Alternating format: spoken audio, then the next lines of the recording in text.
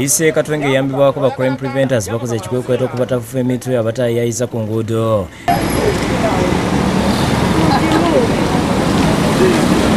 Ekikwekweto kibadde ku Queens Way Katwenge ku luguudo lw'Entebbe okutuuka ewazana kigenza okuggwa nga batafufu emitwe 40 bakwatiddwa. Okusinza ku poliisi ekikwekweto kino kiddidde abantu okwekubira enduulu ku poliisi nga bagamba nti waliwo abamu abeefuula abatafufu emitwe olumala ne banyakula obusawo ku bantu abakeera okugenda okukola ng'abamu babateega nga bannyuka nabo kwekusuliramu ne bakola ekikwekweto nga babadde basuse n'okutaaya ku nguudo. Ani yabaaga embwa wali? Nje simanyi. Waliwo oli eyabaaga embwa nanga agenda gisakula.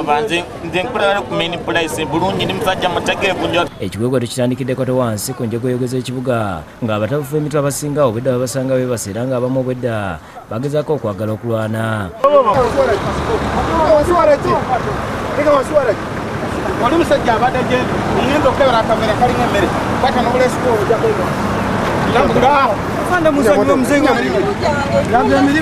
ku ssaawa ya Queen waliwo omukyala gwe babadde baagala okukwata nga balowooza y'omu ku bo n'abagamba nti bamuleke tebamuzaayo mu ddwaliro ewona kati atunda stocks ne bamuleka.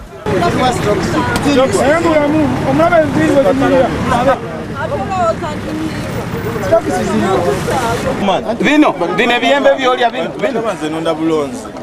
bino bagenze ku Kirokutawa nga waliwo omuvubuka gwe basanze ng'ali emiyembe emivondo ne bamukwata nga neyegayiridde nga babagamba nti mulamu nga mbeera ye muliisa emiyembe gino. bakuyitaani osobola okubamu laapu kubaraga atukuramu raga champion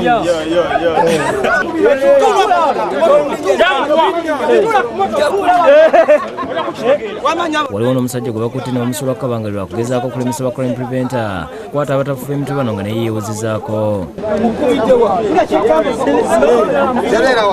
Yo ku luguudo lwa Queens we basanze abamu ku batafufu emitwe bano nga basudde ebiveera byabwe nga bano bwedda beezuba nabo okubibajjako nga waliwo abavubuka ababunya emiwabo nga balowooza nti bazze kukwata bo.